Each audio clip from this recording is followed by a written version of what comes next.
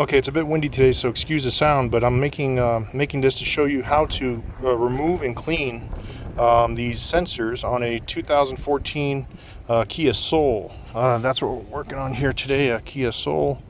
You can see it on the side there.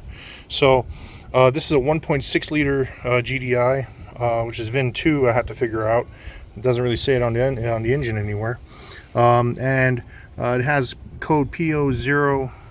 Code P0011 or 0011 and P0014, which is crankshaft position sensor timing advanced or something like that. So hoping not a timing belt or chain issue. Runs really good, but I don't think the oil was changed very often because that. Let's see if I could point while holding it. This spot right here, right here in the center. This I guess, yeah, that center ring right there was covered in crud and pretty blocked up. You can still see a little bit of it if I zoom in there.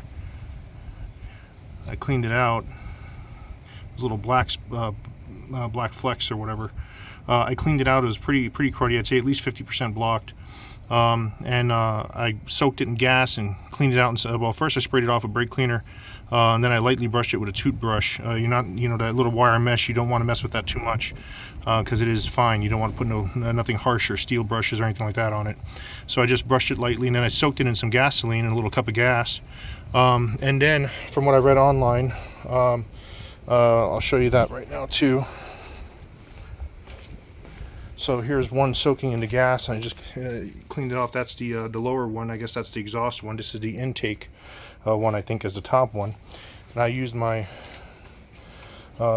gauge there on the ohms set to the lowest setting.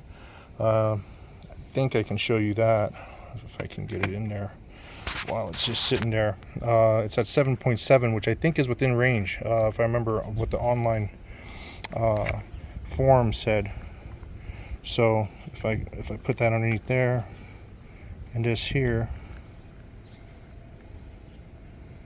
you'll see right there 7.7, 7.6, 7.7.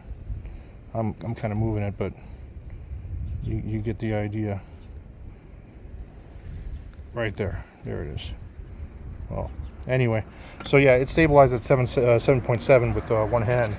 And I already done put 12 volts to it with my battery right there, and the ends with some scrap cables I had, and it clicks back and forth no problem. I even very carefully, like this one soaking in there, I touched the prongs to get it to click while it was soaking in the gas, so that it would actuate into fuel, and if it was clogged up or sticking, it would help clear it out. And I just did that a few times, letting it go back and forth, tick, tick, tick, tick, tick, tick, whatever, so that it would clear it up. So now I'm just going to pop them back in, change the oil, put some clean oil in it. And the second thing it could possibly be is these sensors right there, the camshaft position sensors.